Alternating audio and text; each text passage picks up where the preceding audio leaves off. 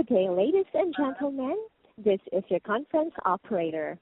At this time, I would like to welcome everyone to the conference call. All lines have been placed on mute to prevent any background noise. After the speaker's remarks, there will be a question and answer session. If you would like to ask a question during this time, simply press star then the number 1 on your telephone keypad. If you would like to withdraw your question, press the pound key. I would now like to turn the call over to Dr. Winifred Grin, Director of Advocacy and Consumer Affairs, as presenter to Champion Nursing in America. You may begin your conference. Oh, Lori, thank you so very much. So good afternoon and welcome everybody. And thank you for taking the time to join us for today's webinar, Greater Health Equity Through Entrepreneurship, How Nurses Are Mentoring and Innovating to Improve Well-Being for All. We are so excited to share about how advanced practice registered nurses, aka APRNs, have improved health equity locally and nationally through mentoring and entrepreneurship to increase diversity in nursing.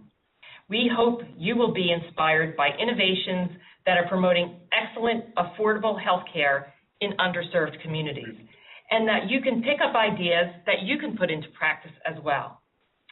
So for today's webinar, we are going to discuss the critical role of APRNs with an emphasis on certified registered nurse anesthetists and nurse practitioners in advancing health equity, providing anesthesia care, pain management, and primary care in predominantly rural and underserved communities.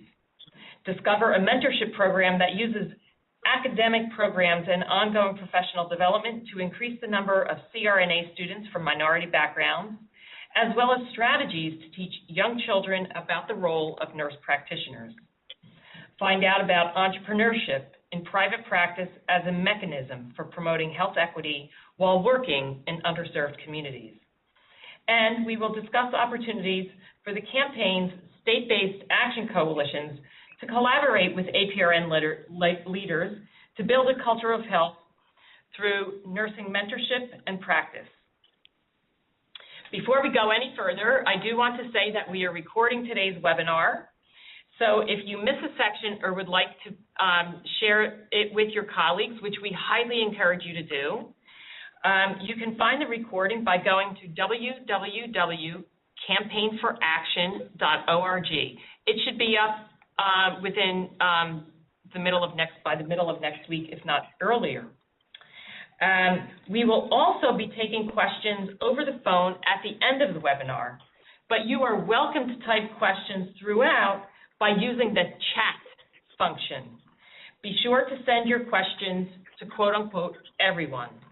Now I am delighted to introduce our facilitator for today's webinar, Dr. Adriana Perez, one of the Campaign for Action's consultants and a dear friend. Dr. Perez is an assistant professor of nursing and a senior fellow at the Leonard Davis Institute of Health Economics at the University of Pennsylvania School of Nursing. As a result of Dr. Perez's work and because of the high relevance to environmental policy, she was selected as a Congressional Health Aging Policy Fellow several years ago, supported by Atlantic Philanthropies and the CDC. She is a Fellow of the Gerontological Society of America and the American Academy of Nursing, where she served as a chair to the Academy's expert panel on aging. Dr. Perez, please take it away. Thank you so much, Dr. Quinn. As you said, we are very excited about our Learning Collaborative webinar today and welcome the many students, nurses, new nurse practitioners, nurse anesthetists, and all of our partners and stakeholders on the call that are joining us today. I, in the next slide, want to start our webinar with, next slide, with the definition of health equity. This means that everyone has a fair and just opportunity to be as healthy as possible. This requires removing obstacles to health such as poverty, discrimination, and other consequences, including powerlessness and lack of access to good jobs with fair pay, quality education and housing, safe environments, and health care. So you will hear examples of our nurse leaders today sharing how they address social determinants of health in their education, practice, and education of students. Next slide. Here we wanted to share the culture of health framework that focuses on 4 action areas and really acknowledges that diversity in the nursing workforce can help to promote these action areas, including the growing advanced practice nurses, nurses that mirror the communities that we serve by providing opportunities to promote access to care to those that understand the culture, maybe speak the same language. This in turn also helps to deliver quality care and helps to create healthier, more equitable communities and ultimately promotes health equity and well-being for all. Diversifying the nursing workforce, again, you will see how our presenters today in their education practice mentorship of advanced practice nursing students are doing just that and inspire us to action. Next slide. I think it's also important to take a moment and look at the current state of ethnic and gender diversity in the APRN workforce. Similar to the rest of the nursing workforce, we see here compared to the U.S. population that most of the nurse practitioner and nurse midwife workforce is white, predominantly female, and we see where the large gaps, underrepresentation of groups including Latino, Black, Native American advanced practice nurses are really needed and necessary, again, to meet the needs of our growing diverse population in the country. Next slide. Our Learning Collaborative has been conducted in partnership with our Equity, Diversity, and Inclusion Steering Committee at the Center to Champion Nursing in America over the last couple of years.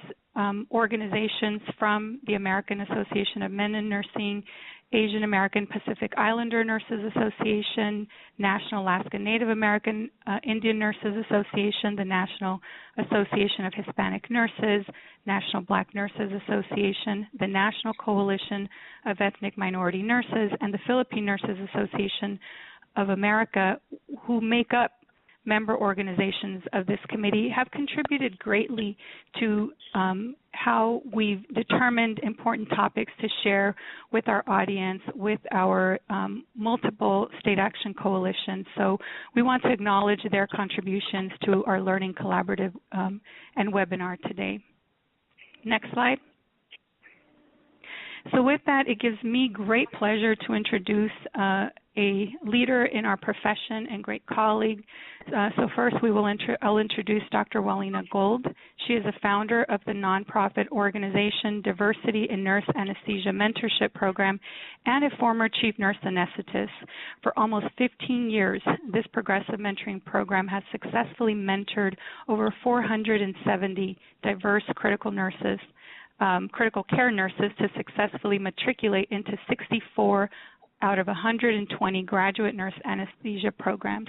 3 diversity initiatives to expand the pipeline of nurse anesthetists and infuse PhD and DNP CRNA doctorates to minority communities, including diversity CRNA information sessions and Airway simulation lab workshops, diversity CRNA at historically Black colleges and universities, and Hispanic serving institutions, schools of nursing, and diversity advanced nurse doctorate symposia throughout the country. Dr. Gold is on the editorial board of the Minority Nurse magazine, and she was a lead consultant for a $1 million HRSA Workforce Diversity Grant for the University of Tennessee at Chattanooga Nurse Anesthesia Program. She fulfilled her role as the chair of the Diversity Task Force there for the American Association of Nurse Anesthetists.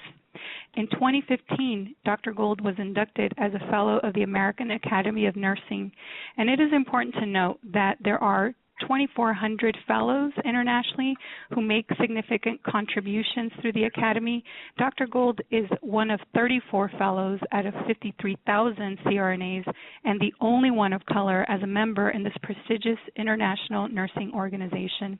In 2018, Dr. Gold was honored with the Trailblazer Award at the National Black Nurses Association annual conference for her work in diversifying the nurse anesthesia profession and graduate nurse anesthesia program. So with that, I want to thank Dr. Gold in advance and turn over this presentation to her. Thank you. I want to thank the Future of Nursing Campaign for Action for inviting me on behalf of diverse CRNAs to speak in this webinar forum. The nurse anesthesia program is a full-time area of study.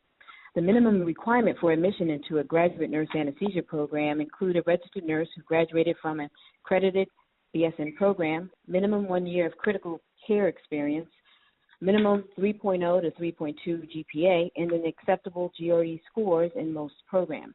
By 2025, all nurse anesthesia programs will confer the doctorate, either a Doctorate in Nurse Practice, DNP, in a School of Nursing, or a Doctorate in Nurse Anesthesia Practice program, DNAP, in allied health programs. Next slide.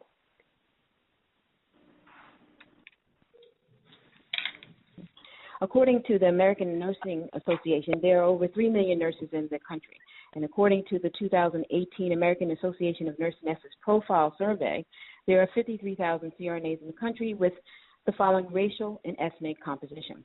89% of CRNAs are white Caucasian, 1.3% are black African American, 2.5% are Hispanic, 2.7% are Asian or Pacific Islander, 0.7% are American Indian or Alaskan Native. There are 120 graduate nurse anesthesia programs in the country. Out of that total number, 113 nurse anesthesia programs are housed in predominantly white institutions or housed in white institutions, and 8 are housed in Hispanic serving institutions. None are housed in historically black colleges and universities. This is significant in that over half of the black nurses graduated from HBCUs. Next slide. Barriers and persistent challenges in nurse anesthesia. Social isolation is a phenomenon that persists that have existed for decades in nurse anesthesia programs for underrepresented minority nurse anesthesia students. For instance, when there is one nurse anesthesia student of color or just very few in a cohort with no diverse faculty or clinical coordinators, that student can experience in the life of a program a tremendous amount of social isolation. As a result, this can lead to fractured social networks and contraction of professional socialization. Implicit bias or unconscious bias is a phenomenon of learned behavior that is carried out onto adulthood that can adversely impact a person on a consequential decision or even in an evaluation tool. Implicit bias can be unlearned once recognized by the healthcare provider. For example, can we recognize implicit bias as a CRNA on an admission committee during an interview or during a subjective clinical evaluation of a nurse anesthesia student of color? And lastly, a genuine concern that need to be addressed in regards to admission criteria is the GRE exam. The GRE exam measures analytical, writing, verbal, and quantitative reasoning.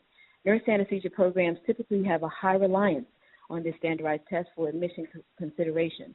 Due to documented biases in the GRE exam, it begs the question, is the GRE a true indicator of success in a graduate nurse anesthesia program? In the last few years, I have tracked nurse anesthesia programs in the northeast region of the country where the GRE exam is not a requirement for admission. Those particular programs have the most diverse graduating cohorts on a consistent basis. The other programs that do require the GRE exam generally do not have a diverse cohort. In fact, they have a low number of minority students enrolled in their programs. Next slide. According to the 2002 Institute of Medicine report in the nation's compelling interest ensuring diversity in the healthcare workforce. Majority of underrepresented minority healthcare professionals, after extensive training in medical, nursing, and dental schools, serve or work in urban settings that deliver care to diverse patient communities. This is true of diverse CRNAs who assume positions in urban centers and/or institutions that serve diverse patient populations. Next slide. Healthcare disparities. According to the Centers for Disease Control and Prevention, high blood pressure and cardiovascular disease are the two leading causes in maternal deaths. In fact, Black women are 3 to 4 times likely to die from pregnancy-related deaths more than white women. As CRNAs, we deliver safe anesthetics and emergent and scheduled obstetric procedures. Diverse CRNAs can take the lead in shaping or changing legislation and demanding funding and research in this area. In addition, CRNAs need to learn their state legislatures, senators, and congressional men and women who support any sponsored bills in this matter. Also, as CRNAs, we can study this phenomenon by collecting, analyzing, and disseminating data in maternal deaths and anesthesia implications in this area of urgent concern. In regards to cancer rates, African Americans have the highest death rate and shortest survival of any racial and ethnic group in the United States for most cancers, according to the American Cancer Society. Black male patients have, over the age of 50, have the highest rate of colon cancer, and Asians have the highest rate of gastric cancers. As CRNAs, we deliver anesthesia not only for gastric and colon rectal surgery cases in the event of a cancer diagnosis, but also deliver anesthesia to patients in the screening process to prevent gastric and colon cancer. Again, we can have a prominent role in access to care, particularly in the screening process. In regards to policy and protocols, CRNAs can serve on hospital and anesthesia committees that affect delivery of care to diverse patients to address healthcare disparities, as well as creating protocols for anesthetic care in patients with related diseases that affect kidney, cardiovascular, pulmonary, diabetic-related illnesses, maternal mortality, HIV, stroke, obesity, and pain management. Next slide. Cultural competence impact. Due to the demographic changes in the United States, our patient population, and in particular our CRNAs of color, are multicultural and multilingual. On this slide, CRNAs Diane Dye and Mohammed Dean speak Tagalog and Arabic, respectively. They interface and deliver anesthesia to diverse patient communities.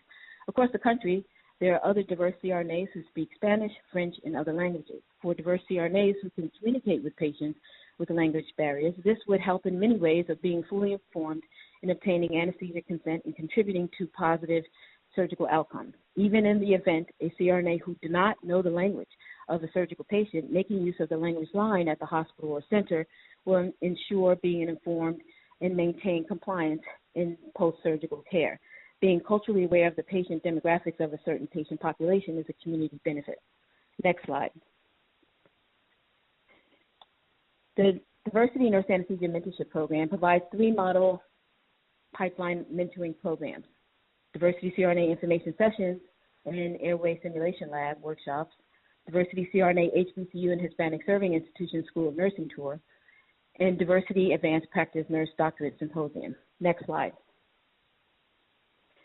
In regards to Diversity CRNA Information Session and Airway Simulation workshops, diverse nurses from across the country attend this weekend-long event who seek to learn comprehensive information about the admission process, mock interviews, rigors of a program, clinical preparedness, balancing family and financial management, military options, networking opportunities, and hands-on airway simulation experience before they apply to a graduate nurse anesthesia program.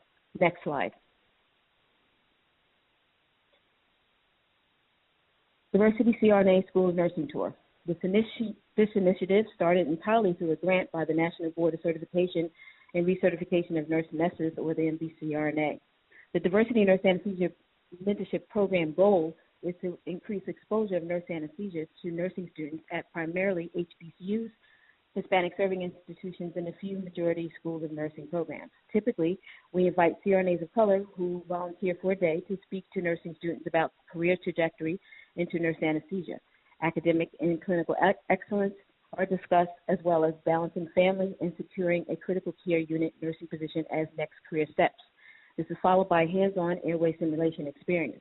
These two CRNAs featured on the slide are Dr. Tedrick Vernon and Dr. Fred Reed, both of whom are HBCU School of Nursing alums from North Carolina A&T State University and Southern University, respectively.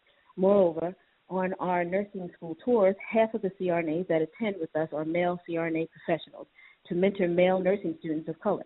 Also important to note that the Future of Nursing Campaign for Action Diversity Steering Committee have a partnership with HBCUs and Hispanic serving institutions. It is important to note as well that the Diversity Nurse Anesthesia Mentorship Program would like to partner with the Future of Nursing.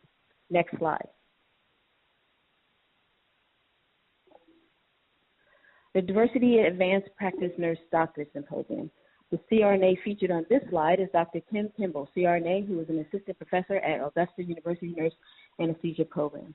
The Diversity Advanced Practice Nurse Doctorate Symposium is a collaborative model of nurse practitioners and CRNAs of color with earned doctorates, PhD, EDD, DNP, or DNAP.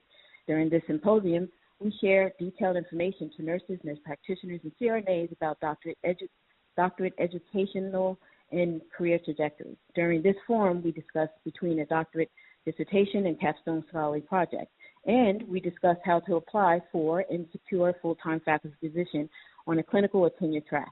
Also discussed is the importance of publishing in a peer-reviewed nursing journal. The last panelists are doctorate-prepared CRNAs and nurse practitioners who are fellows of the American Academy of Nursing and American Academy of Nurse Practitioners on the importance of building a body of work and contribution to the nursing profession. Next slide. In regards to organization partnerships, the CRNA featured on this slide is Dr. Dan Lavenaria, CRNA, Nurse Anesthesia Program Director of the University of Minnesota. The Diversity Nurse Anesthesia Mentorship Program have existing relationships with our professional associations such as the American Association of Nurse Anesthetists and the National Board of Recertification of Nurse Anesthetists. In addition, CRNAs are creating alternative opportunities into writing abstracts and presenting at Minority Nursing Association conferences such as the National Black Nurses Association and the National Association of Hispanic Nurses. And of course, developing relationships with deans of nursing, diversity officers, and nurse anesthesia faculty at major colleges and universities. Next slide. The measurable outcomes from Diversity CRNA School of Nursing tour. This pictures of Dr. Pelu Ojanini, CRNA, who is a graduate of Union University Nurse Anesthesia Program and an HBCU alum from Delaware State University School of Nursing. Again, nursing students are exposed to nurse anesthesia as a viable career option in an undergraduate program, an opportunity to meet and interface with CRNAs of color. Historically, nursing students of color are not encouraged to consider nurse anesthesia as a viable career option and or have had an opportunity to meet CRNAs while in nursing school. Again, I want to emphasize that diverse male CRNA presence is paramount in recruitment of male nursing students into the profession with a prolonged mentoring professional relationship. Next slide. Outcome 2, Diversity CRNA Workforce. The two CRNAs featured on this slide are at the top, Junior Sanat, a chief CRNA at a local hospital, and the lower picture is of active duty officer Major Alex Mendoza, CRNA of the United States Army Reserves. For over a decade of mentoring diverse nurses transitioning into nurse anesthesia, we are witnessing CRNA roles not historically secured in great numbers, such as chief CRNAs, clinical coordinators, opportunities in anesthesia specialty practices with a wide CRNA network of the men and women of the military. Basically, we are experiencing a change in culture as a result of a diverse, dynamic workforce. Next slide. Measurable outcomes from the Diversity CRNA information session and Airway simulation workshops. To date, we have mentored over 470 underrepresented minority nurses to successfully matriculate into 64 graduate nurse anesthesia programs. This picture embodies a critical care nurse who attended and benefited from a Diversity CRNA event. Ryan Navarro desired comprehensive information about nurse anesthesia programs with hands-on airway experience. Months later, he applied at Columbia University Nurse Anesthesia Program and was introduced to nurse anesthesia students currently enrolled in that particular program. He was subsequently accepted and is now training as a CRNA. As a result of 40 diversity CRNA events, diverse cohorts are being accepted into nurse anesthesia programs, and the DNP scholarly projects are reflecting this change as well.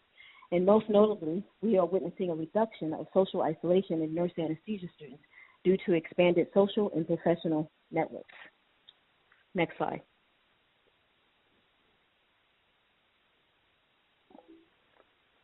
Diversity, the outcome of CRNAs of color with earned doctorates. Now there are more submissions of articles in peer-reviewed journals by diverse CRNAs and new and exciting research expanding from PhD-trained CRNAs in addition to DNP scholarly projects that are representative of culturally competent and witnessing an increase of minority nurse anesthesia faculty. Next slide.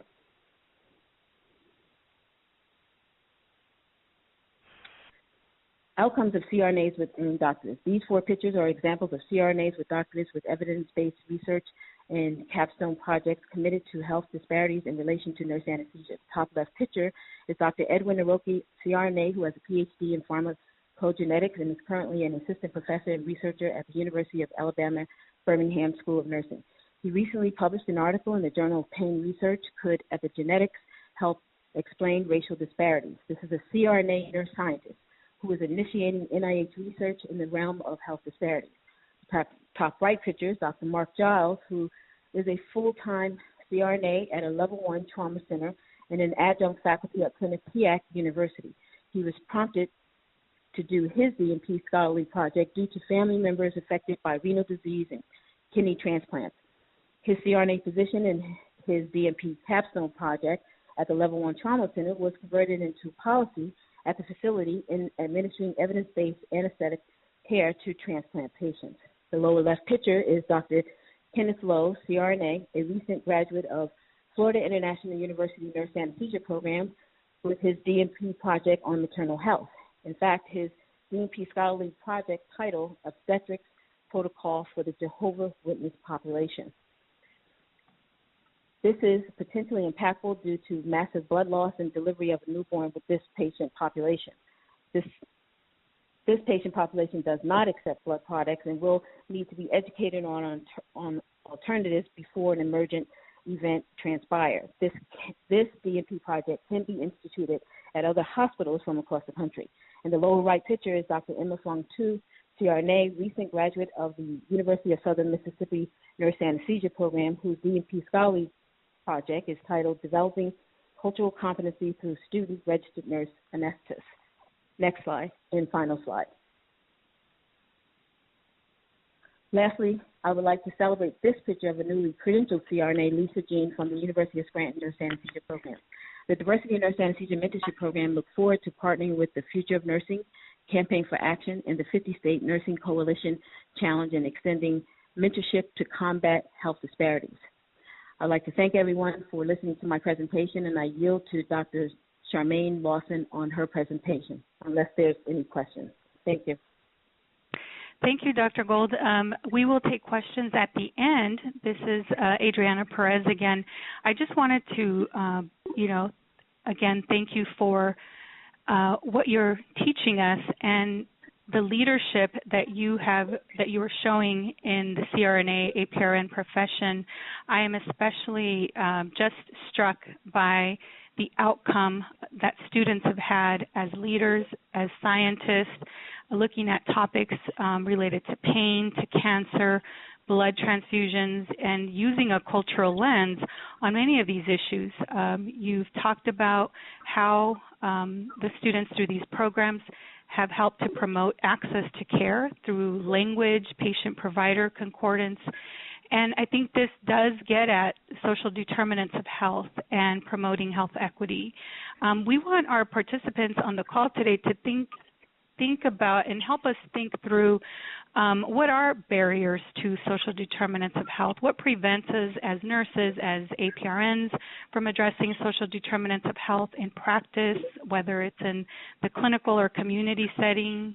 Briefly, social determinants of health are the conditions in which people are born, grow, live, work, and age And these circumstances we know are shaped by the distribution of money, power, resources, at the global and national scale. So in thinking about what might prevent us from addressing social determinants of health, some of these things include access to affordable, nutritious food, civic participation in activities like voting, community service, crime, violence, discrimination, employment status, environmental conditions, health literacy, housing situation, and many more other issues. I just want to ask our participants to start typing in the chat box to the right-hand side of the screen what some of these barriers could be. And so we will give our participants about a minute, and we will come back and review these questions or these responses as Dr. Lawson, after I introduce Dr. Lawson. So if you could here type in what are barriers that might prevent you as a nurse, as a student, as a future nurse to overcome or address social determinants of health.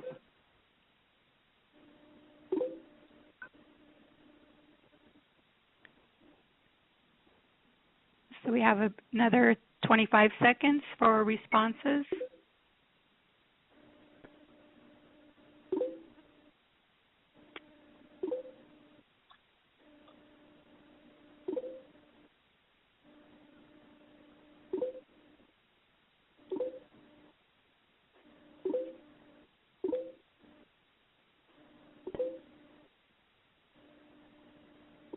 Great. And we can still come back and talk about these, but I briefly wanted to see if we could show what some of these responses are. So they're polling. It's not letting me open the chat. I have to. So I just wanted to point out, Adriana, I'm sorry to interrupt. That's okay. But a lot of people were replying in the chat function and not in the poll. So we'll probably be looking back and forth at the two, okay? Okay, thank you. So we can come back to that. I saw some of the responses already, things like that are listed here: time, lack of resources, cost of care, lack of knowledge. Lack of knowledge has been cited as one of the top reasons in the current literature, of why we're not able to address cost of care, microaggressions, some of the things listed here. And we can come back, Scott, to discuss these because Dr. Lawson will address some of these in her presentation. So we can look at an overall synthesis of our responses. So thank you so much. I think as we go to the next slide, Dr. Lawson will give us ideas. Again, I think both of our presenters today inspire us to action, and action she has taken to address some of the barriers in her own community and what has inspired her to pursue a entrepreneurship role. So let me introduce her now. She is also a member of the Academy of Nursing. She has a nursing career that spans 30 years, with 18 of those years being an advanced practice nurse. Her innovative way of educating the youth about the role of nurse practitioners has elevated the advanced practice nurse through a series of educational tools such as dancing mascots and interactive play. She has orchestrated an entire learning production when she visits elementary schools across the country. Her recent show drew greater than 1,000 students from Shreveport, Louisiana. The Nola Nurse that Dr. Lawson has created has been featured on several national TV outlets and other social media. Many of the titles have been translated to Spanish and French. She started the first nurse practitioner-owned house call practice in the state of Louisiana. So as I said, she's a nurse entrepreneur with greater than 100,000 home visits that have transformed to meet the widespread needs of underserved communities of Louisiana.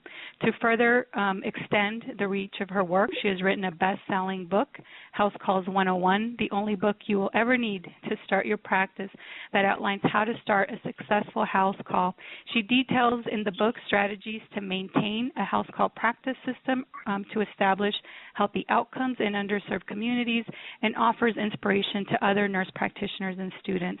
To replicate replicate this model of care across America, she developed the first house call course in the nation to teach other clinicians how to increase the access to healthcare in their communities. And to date, the House Calls course has been instrumental in training more than 600 clinicians and administrators on how to literally start their practice from beginning to the successful maintenance of their practice once it is open for business. So now I would like to pass this presentation off to Dr. Charmaine Lawson. Hello, everyone. Thank you, AARP. Thank you, Future of Nursing Campaign for Action and Robert Wood Johnson Foundation. So let's start at the beginning. Who am I? How did I get here? How did I become an entrepreneur? Well, let's just say I didn't wake up one day and said, you know, I want to be an entrepreneur today. Let me get started. No, I had actually been a nurse practitioner for about 3 years, and a physician approached me about taking over her practice because she was going to be retiring, and it was a house call practice, and this was back in 2005. So I started seeing patients in their home in March of 2005, those 15 patients, and by the time August of 2005 rolled around, I had roughly around 100 patients. So as you can see, there was a need, and I was definitely increasing access to healthcare in this impoverished community. Well, what do you know? August of 2005, we all know what happened, Hurricane Katrina. It totally devastated my practice. I had to relocate to San Antonio, Texas, just like most people had to relocate and evacuate from the storm. But what made my scenario a little different from other healthcare providers is that I had most of my information on a Palm Pilot. Yes, I just dated myself, but it's important to know that this Palm Pilot saved my practice. And in fact, once I moved back to the area 2 months after the storm in October of 2005, where most hospitals in the area were shuttered, they were not able to get started because they were looking and scrambling for healthcare records. I had my records, you know, albeit just the skeletal of a record on my Palm Pilot, and I was able to get started and started seeing patients who were returning, started seeing patients who never left. Yes, we had some patients who refused to evacuate. So I began seeing them. And so consequently, by the time January of 2006 rolled around, I had 500 patients. 500 patients throughout the New Orleans metro area who are homebound, who in many cases were bedbound. And I set out to continue what I started back in March of 2005, which was continue to improve the access to health care. I wanted to get health care to everyone that needed it, and that needs to be your goal. Set out to improve access to health care. Next slide. A little bit about the demographics of the practice. Most of the patients, the average age was around 70, so we have mostly an elderly population with a mean income around $400 per month. New Orleans, Louisiana, and primarily the rural areas of Louisiana, and most of the patients are African American. And this slide is pretty much true to today's practice, except for we are mainly based out of New Orleans, but everything else is accurate. Next slide, please. How do we promote health equity? What are we doing about it? Well, first of all, we believe that health equity involves providing primary care anywhere. That means we will go to your home to provide primary care. We will provide primary care if you are displaced, if you're on the street, wherever you are, we're going to come to you. And I just think that flows into the vein of improving access to health care, right? You want to provide it wherever the patient is. The second square really talks about our practice in general and how we have the commitment to educating the patient and the family, regardless of their education level. We're talking a little bit about bias, right? We don't want to be biased on patients who can't read or write or who have another language. We simply find resources to help and to educate wherever necessary, wherever the patient is, right? Thirdly, we believe that when we have frequent visits, that establishes trust. The patients want to know who you are. They want to know who the provider is, and they need to see you, and they need to see you more frequently. So we find that when the patients see you a little more often, when they actually have a relationship with their provider, that increases compliance. And lastly, we like to make referrals, and we like to do so, again, despite any biases we may have. And I really need to tell you a quick story about bias in that, you know, we're all at some point or the other guilty of it. It just may be something as simple as saying, you know, I really don't think that this patient is going to go to this referral that I'm wanting to make because, you know, they don't have transportation or, you know, they don't really understand. Or in my case, I was hesitant to make a referral for this particular gentleman because he had been non-compliant on several of the recommendations I had made to him in the past. So I said, you know what, I'm really hesitant about making this referral. I didn't realize it was biased, but it was. I was hesitant to make the referral because I felt he wouldn't go. Well, I'm so glad that I did not act on my initial hesitation or bias because when he actually did go and follow up with the GI doctor, it was found that he had GI cancer or he had colon cancer. So, again, don't hesitate.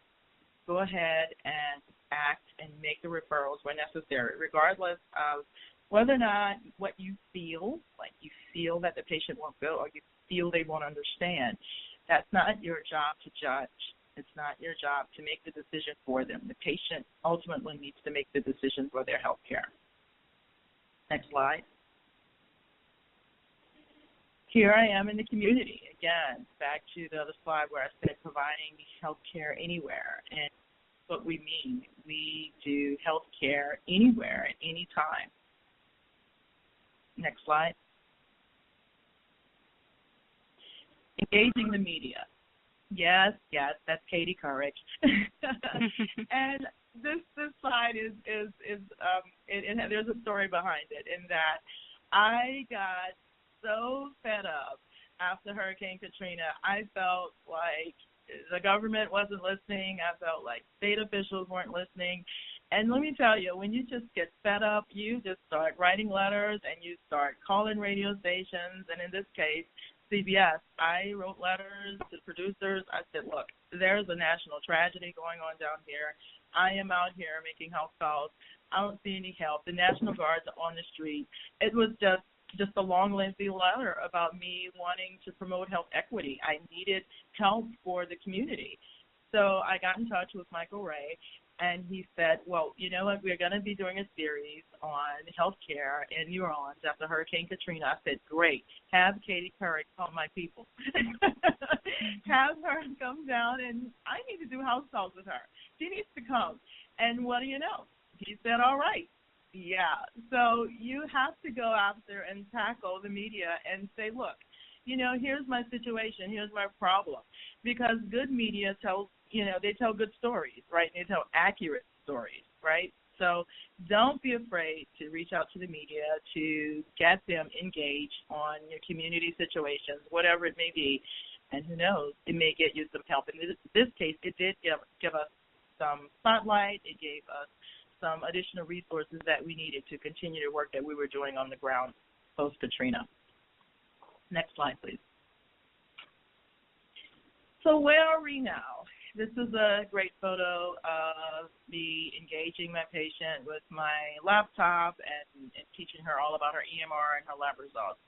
Where are we now? So many people say, well, what are you doing now? You guys were really, really active after Hurricane Katrina. 15 years later, do you still have your practice? Well, the answer is a resounding yes. Yes, yes, yes. We are still active. However, remember when I said that we're no longer doing the rural parts of Louisiana. We are primarily in metro New Orleans. And in fact, we are housed right inside of the largest public housing facility in the city. That's right. The CEO contacted me a few months ago and said, you know what, I need health care. I need primary care in my facility because I'm not a clinician. And would you be interested in bringing your practice inside within the facility? So the first time ever in the history of this facility have they had a primary care practice on site, and we are the first nurse-managed clinic to do so. And so now we're serving greater than 5,000 people who are, in some cases, are not able to get out. So in that case, we provide health care in the home, primary care, or house calls. And for those who can come to see us, we have a small 2-room clinic where they can come and get traditional primary care services, pap smears, and see children as well. Next slide, please. Next slide, please. So, hi, Dr. Lawson. There's a little bit of a hesitation on the technology at our end, so why don't you keep going, and we will catch up with you on the slides. Okay.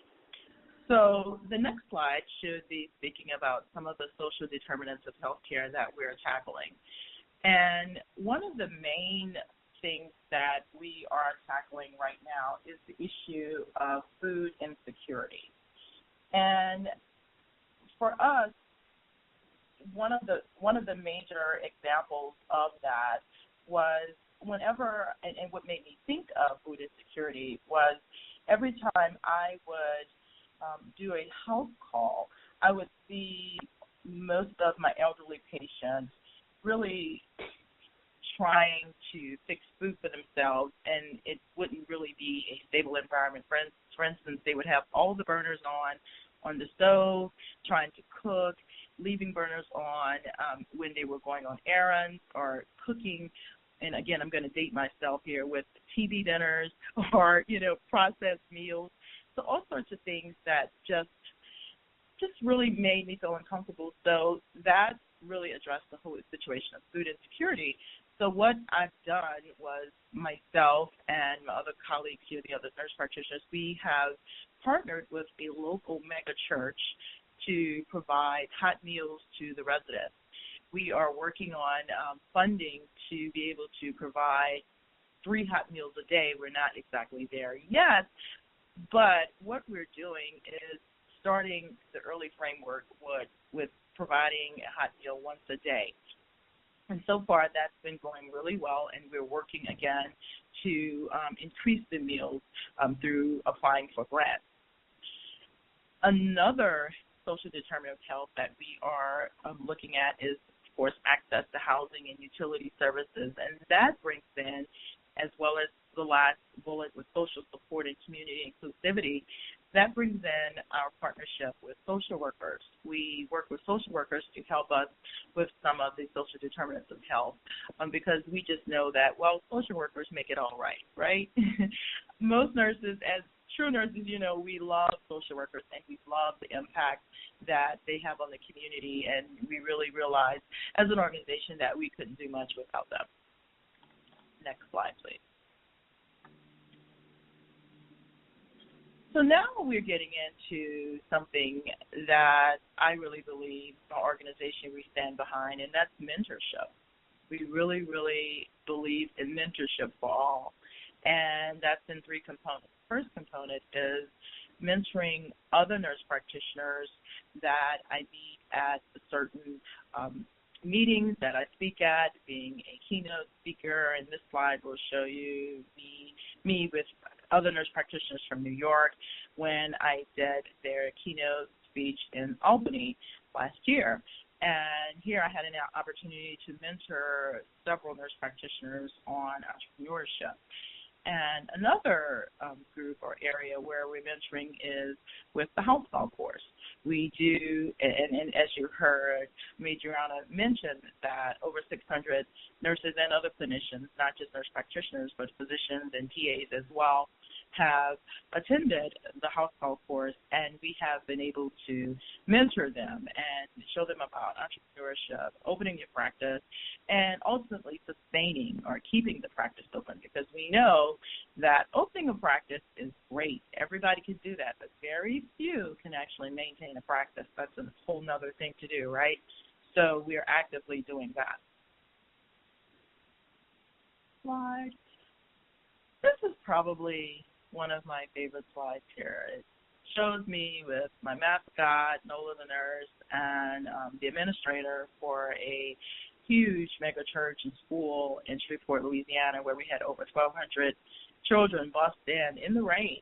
I might add, they busted in the rain to see and hear everything about Nola the Nurse, and really more importantly, they wanted to know what a nurse practitioner was, and they were interested in the role of the APN. And that brings me to the vision of Nola the Nurse, and where did that all come from? Well, initially, I wanted to start the Nola the Nurse book series because I was looking for just some reading material for my daughter, because I wanted her to see what mommy did. I wanted her to know what my role is as a nurse practitioner. But as the dream developed and as the books became more popular, I said, you know what, it's not just about my daughter. It's about all children across America, hence it's translated now into Spanish and French, and that I want everyone, every child needs to know the important and vital role that APNs have on the healthcare team, right? They need to know. They need to know what a nurse practitioner is. But first, let's just start here. Can they pronounce it? Can a 4-year-old say nurse practitioner? Let's start there. You know, can they say, okay, this is a big one, certified registered nurse anesthetist? Can they do that, right? And that's what it is. That's where we want to start. And that was the impetus for me starting the whole series. Nola the Nurse and Friends, that's where she introduces Charo the CRNA, Bax the nurse, nurse practitioner, Maddie the midwife. This is where all of them reside. They reside in the Nola the Nurse series, whereas Nola wants to be a nurse practitioner like her mom, and what she decides to do is visit sick baby dolls and take care of them. But what she discovers is that each home she enters, she discovers a new culture, and each culture is represented in the book, and a recipe for the meal they've eaten at the home is included in each book, right? So the whole purpose of Nola the Nurse was to introduce children to the role of the advanced practice nurse and to foster creativity and cultural sensitivity. Target audience are kids from 4 to 8 years old. And outcomes. What are some of the outcomes? Well, the main goal for us when we visit schools is to just get kids talking, get them talking about an APN. We believe that by the time a child gets to high school, that's too late. That's really too late. So we want them getting started early, saying nurse practitioner, nurse practitioner, nurse practitioner, right? And so it's been working. We've had schools calling us back and saying, hey, we've got some kids who say they want to be a CRNA. You know, they want to be a certified registered nurse anesthetist, whereas before they had no idea that this career existed. Imagine that, right? So that is the beauty. That is our vision. That's where we are. Those are some of our outcomes. Next slide, please.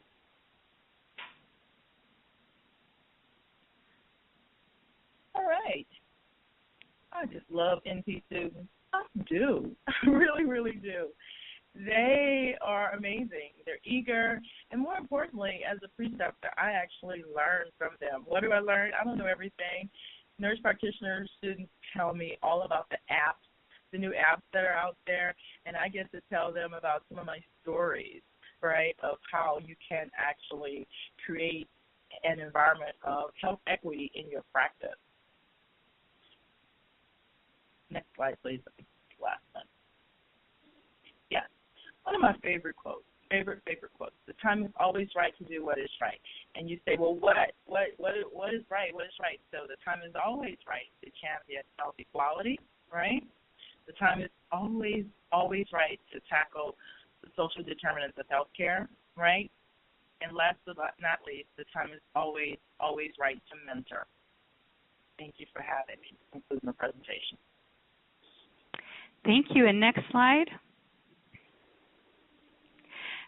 Dr. Lawson, I just want to briefly thank you for your presentation. You know, innovation in nursing practice means the process in which nurses tackle both local and global challenges that we face as practitioners, as providers in new and creative ways. And you've certainly given us a lot to think about when thinking about food insecurity, the access to care, housing, and utility service, as well as social support and community inclusion.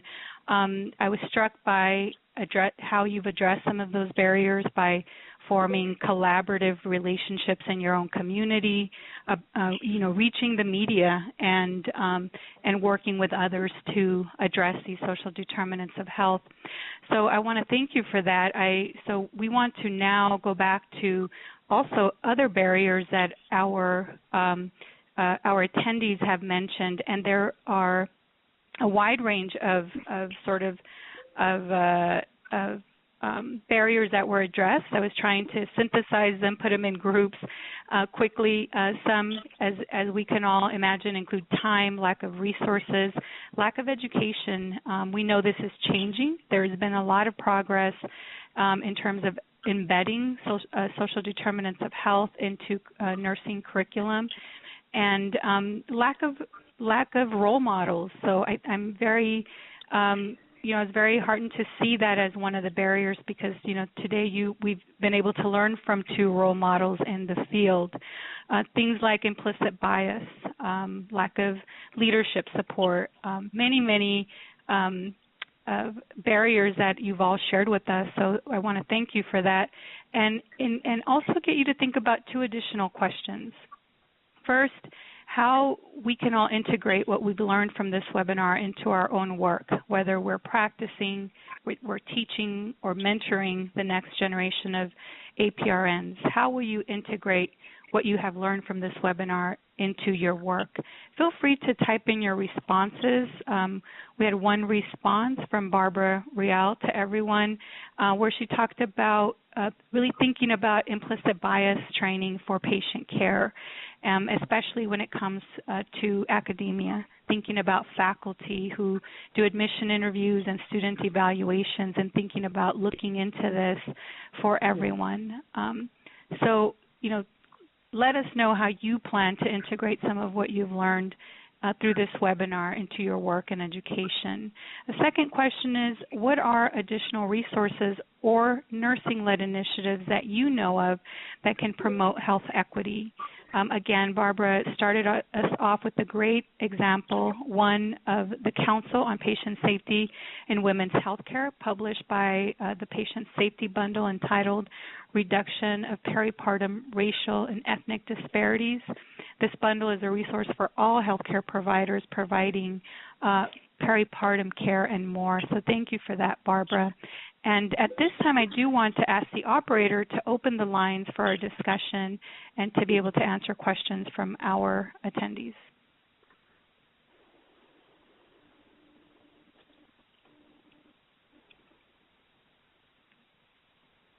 So, operator? Again, at this time, I would like to remind everyone, in order to ask a question over the phone, please press star, then the number 1 on your telephone keypad. Again, that is star 1 on your telephone keypad. We have a question from Brian Kennedy. Your line is open. Oh, I'm sorry. I entered that in error. Okay. Again, if you have any questions at this time, please press star followed by the number 1 on your telephone keypad. We have Alicia Bragg Rodriguez. Your line is open.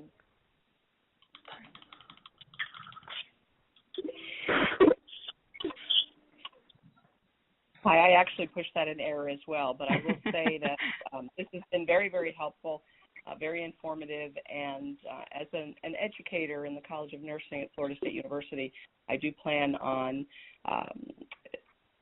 incorporating all of these concepts and basic fundamentals into the curriculum, not only in the graduate program, but with my colleagues, we are also examining the beliefs of our nursing students with regard to health equity as well. So thank you very much. Yes, thank you for that.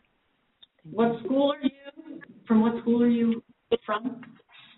I'm from Florida State University, and I teach at the College of Nursing in the graduate program.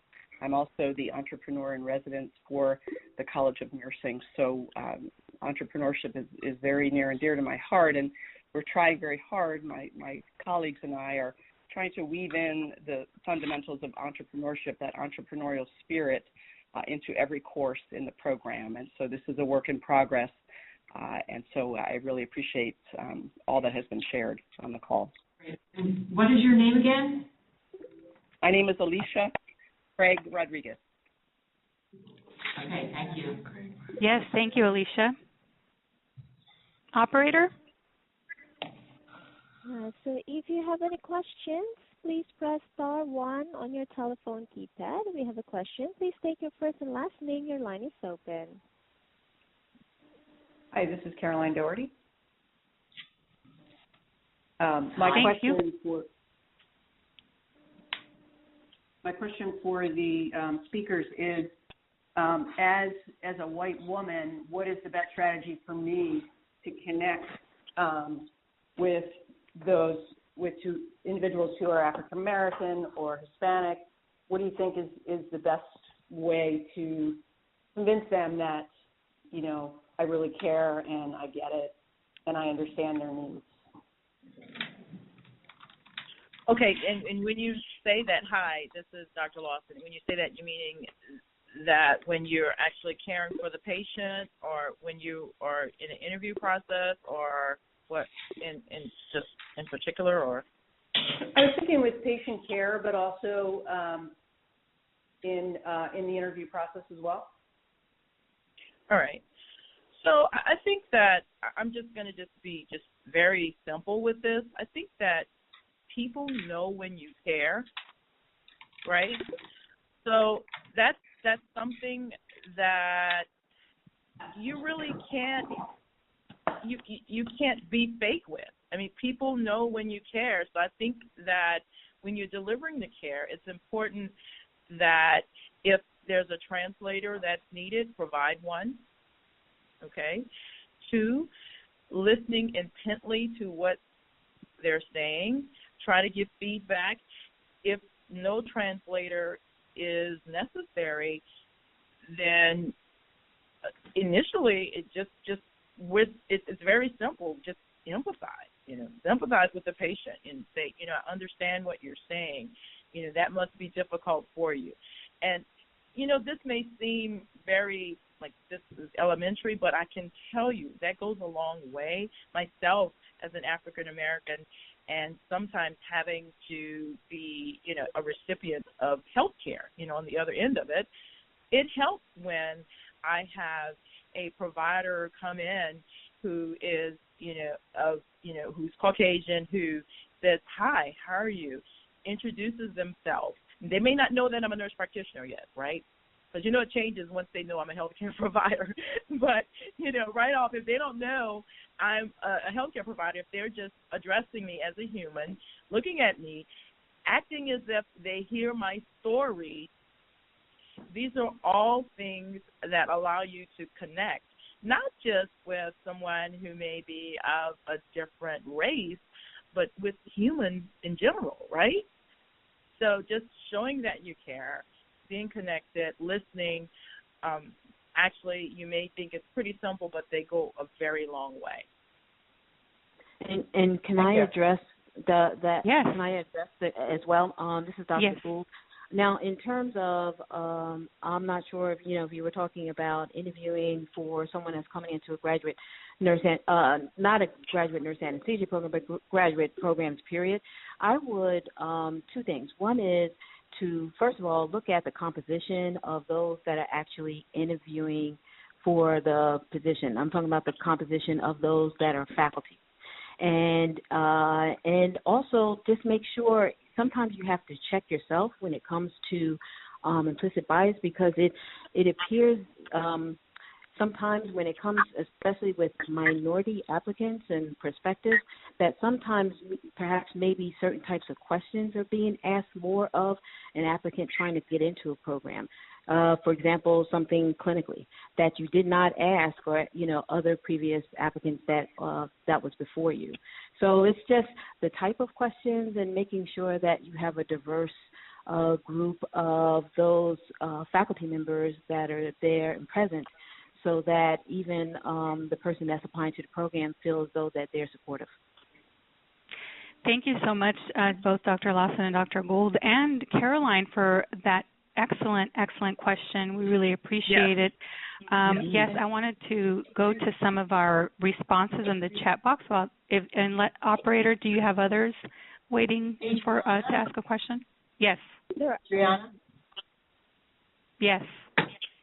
May I add something? Absolutely. To the last point. So, yes, Caroline, thank you so much for asking that very honest question and for the responses from our experts. I would add that the point about implicit bias is, I think, important for all of us to look at from somebody who is also white. I'm not a nurse, but I am white. I try to practice identifying implicit bias however it shows up for me, and to learn from it, and to acknowledge it, grow from it, and also love myself for and honoring myself for doing that growth, rather than harming myself in any kind of way emotionally around that. And I would also say I'm not perfect, but that's what I try to practice.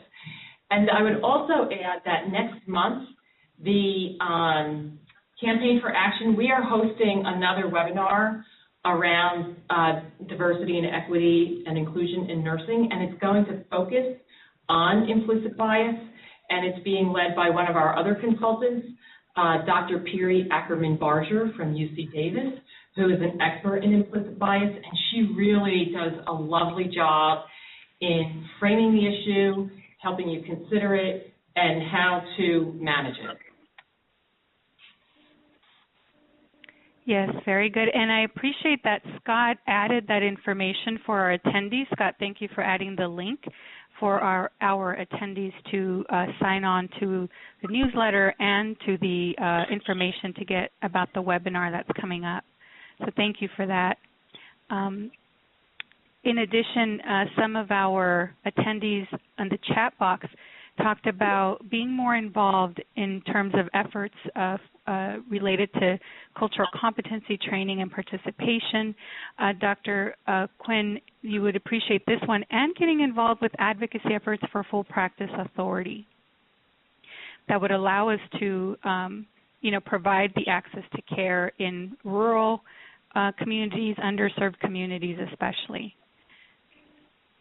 I don't know if you wanted to comment on that. Me? Yes. Oh, well, yeah, I think as our work is evolving at the Campaign for Action, and we're going deeper and deeper into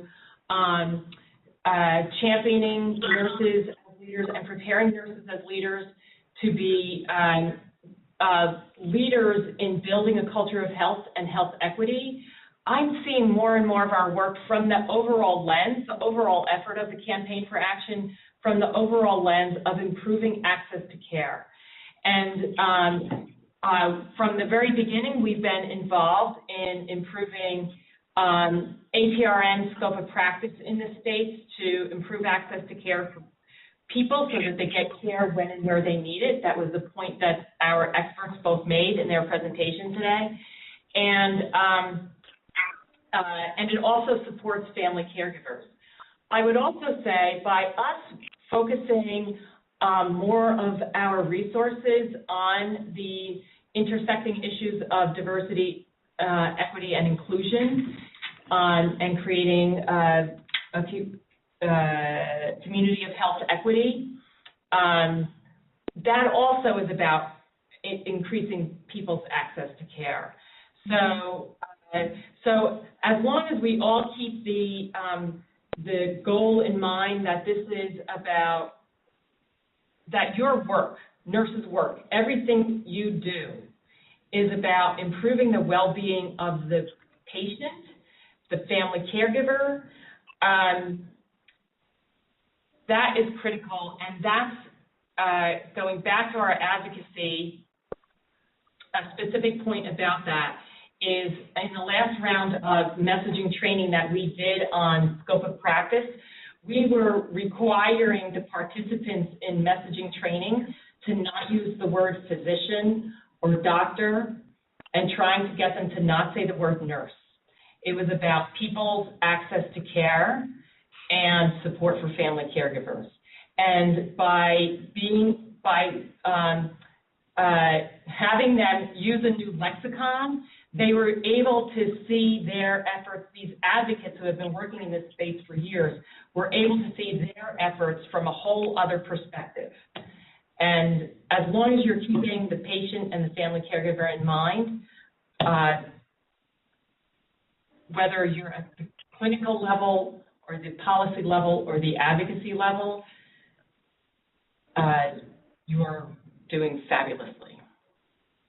Thank you. Thank you so much for that.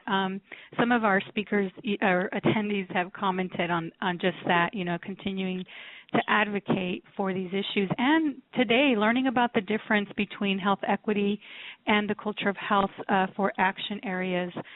Jessica Stage, for example, commented that she learned that there's a massive disparity among the healthcare workforce and among non-white nurse anesthetists, and the detrimental impact that this can have on student nurses, nurse anesthetists, in terms of social isolation and implicit bias, and integrating this into her future work as a CRNA and preceptor by trying to overcome and address social determinants of health by mentoring students in the future. So thank you for that, Jessica. Joanna brought up which many have said, you know, that immigration is a social determinant of health. She comments that as a first-generation child of immigrant parents, I hope to combat bias and provide mentorship to other first-generation immigrants. So thank you for that, Joanna. Cassie talked about improving scope of practice because of that limitation, not being able to reach everyone and tackle these issues, especially in rural communities. I really like the idea from Gordon Hahn to everybody, the creation of a mobile clinic to deliver primary care to rural or underserved population. And Dr. Lawson, you talked about that in your slide, where you talked about bringing care to wherever the patient and family, wherever they are. And again, continuing to educate ourselves about these issues and how we can best address them. Andres Sepulveda talked about, as a minority nurse in the RN profession and soon to be entering the CRNA profession, feeling a duty to promote diversity in the field, and seeing that there are a lack of diverse mentors is a problem. So can continue to bridge this gap by serving as a mentor in the future and helping educate diverse community members about why this is so important. And then also shout-outs to both Dr. Gold and Dr. Lawson and their presentation. There's a question for you, Dr. Lawson, from Caitlin Dempsey. Specifically, she was interested to hear how you and your team have created ways to increase knowledge and understanding of the role of NPs and CRNAs to younger populations. You talked about Nola the Nurse, serving as inspiration to youth, especially at an early age. This idea has encouraged her to also do a better job at educating people interested and letting them know to continue, prevent some of the misconceptions about our profession. I wondered if you wanted to share your information about your website, your link, how we can learn more about that. Sure. If you want to know more about Nola the Nurse, You can find out most of the information about it on our website, and that's www.nolathenurse.com. There you can see how I got started with the project, the children's book story or series now. We have several books. We have 6 activity books and a doll that goes along with the story. Or most of the products, if not on the site, they're actually available on Amazon as well. But that will give you a little bit of background as to how it got started, or you can email me directly. My contact information is there. It's Dr. Lawson at drlawsonnp.com, and I'd be happy to chat with you as well to talk about maybe how you can do something similar, and just try not to think something really huge. Just start small with, I want to just get the kids saying the words nurse practitioner or saying CRNA, which we know is a mouthful, right? I just want them starting. It's about introducing them to the concept of the APN.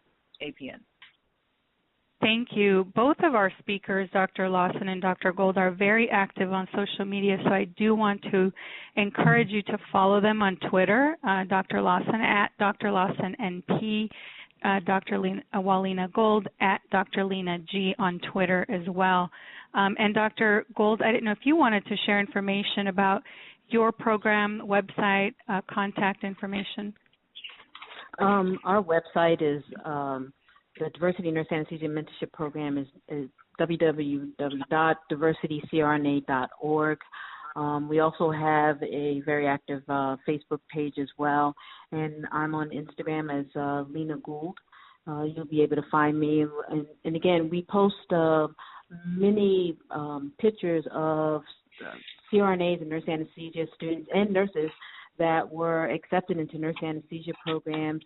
We also post pictures of those that are currently enrolled in the nurse anesthesia program, and also those that just had passed their boards, the CRNA boards, and CRNAs who are currently enrolled in doctorate programs, various doctorate programs as well. It's basically just to encourage others to remain strong and to to stay the course. And we're out here and we're here to support you. So again, if you can just visit us on our website at diversitycrna.org, we would appreciate that. Thank you. And operator, are there any more questions on the line? Otherwise, we can proceed with the chat comments and questions. Yes, there are no further questions over the phone. You may continue. Okay. We have some excellent questions and comments. One that I want to ask Dr. Lawson about from Mary Behrens. She asked, Dr. Lawson, I see Louisiana is not a full practice authority state, so for your NP practice, do you need a collaborative agreement with a physician, and do you pay a fee for that?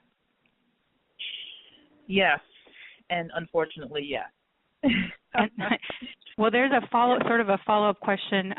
You mentioned that you're caring for over 500 plus residents in New Orleans. Are there other NPs in your practice who also help to do outreach to patients? Yes, I do have another nurse practitioner who works with me.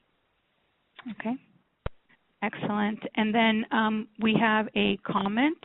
An excellent comment from Patrick T. to everyone. He says, I can also speak to implicit biases in ICU units. It is often noticed by minority nurses on the unit that high acuity assignments, emergent roles, are often tailored to white nurses in the unit, emphasizing implicit bias that those nurses are more capable of caring for higher acuity patients.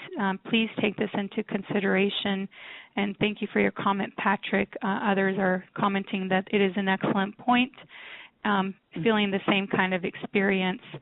And Irma Mohammed also said to everyone, as a last semester African-American male first-generation college student, I've experienced social isolation and discrimination within the clinical setting throughout my training. I've seen this with students in upcoming classes, and I've seen it with students who quit nursing because of this type of behavior from preceptors and other professionals with credentials. How can we address these issues and motivate upcoming generations and advise them that they can do it and get through the hardships that they may face, both as RNs and APRNs? So I wondered if both Dr. Gould and Dr. Lawson, you could comment to that. If I can make a comment about what Patrick had said about the ICU. Oh, absolutely. Mm-hmm. Typically, this happens with a great percentage of minority nurses, that, especially those who are interested in going into nurse anesthesia. But anyway, the nurses who work on the unit, first of all, they may just be, again, underrepresented on that unit anyway, and they typically do have the heavier patients, the patients that are sick, who are vent dependent on vasoactive drugs, and they feel as though they tend to get those type of sicker patient assignments than the white nurses. But I'll be honest with you, sometimes for nurse anesthesia students of color, that same complaint continues in nurse anesthesia program.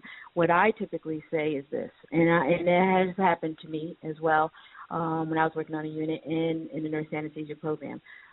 The harder programs, the harder patient assignment that you receive, whether you're a nurse in the unit or a nurse in the nurse anesthesia program, is that you're going to come out as, number one, a stronger nurse anesthesia provider, period. Okay? Yes. Does it go on? Yes, absolutely. But I knew what it was, and I recognized what it was as well. And that means even for nurse anesthesia students of color, if you have to arrive very early, set up your room to get prepared for the day, sometimes you have to leave, not at 3 o'clock while everybody else is walking out the door, but because of who you are, you may have to finish that case because you're obviously going to be missed. And these are just some of the examples of things that we discuss at our diversity CRNA information sessions. So we bring up clinical scenarios and how to deal with difficult toxic CRNAs as well. So it's not all about just the admission process, but also how to survive the nurse anesthesia program too. Thank you. And Dr. Lawson, did you want to add anything?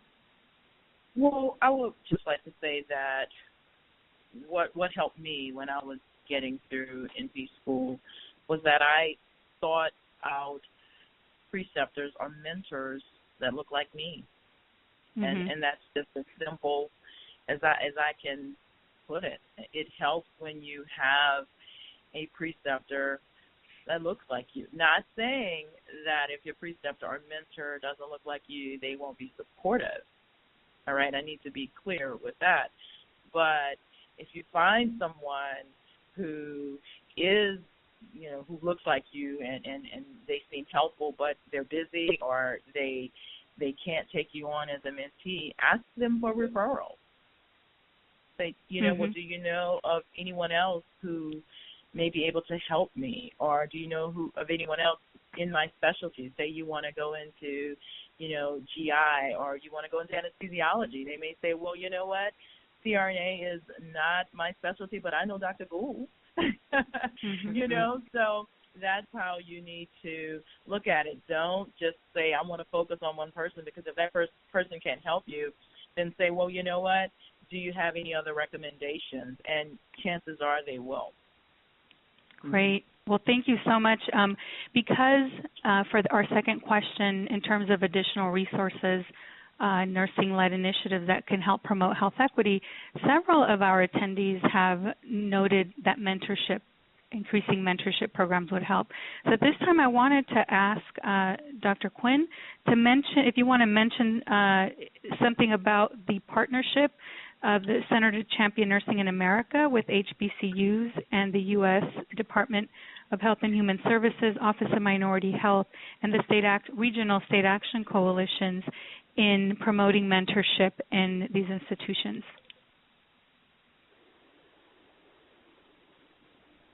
Thank you, Adriana, Dr. Perez. So a couple of years ago, the U.S. Department of Health and Human Services Office of Minority Health reached out to the campaign to explore where we could work together. And we were just starting to ideate on a pilot program, a pilot mentoring training program that the action coalitions could get involved in to help retain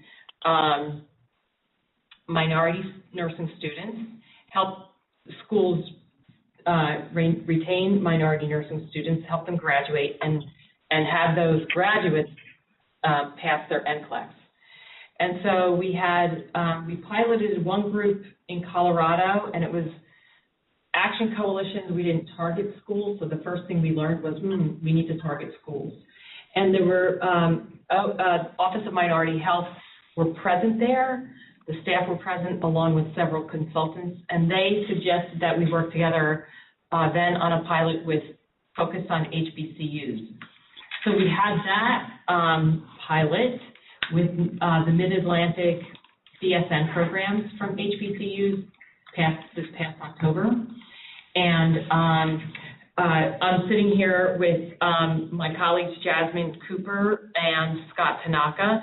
Jasmine runs a monthly learning collaborative with the participants from the HBCUs that participated with us in October, along with the Office of Minority Health. And we are getting ready to have another mentoring training program later this year.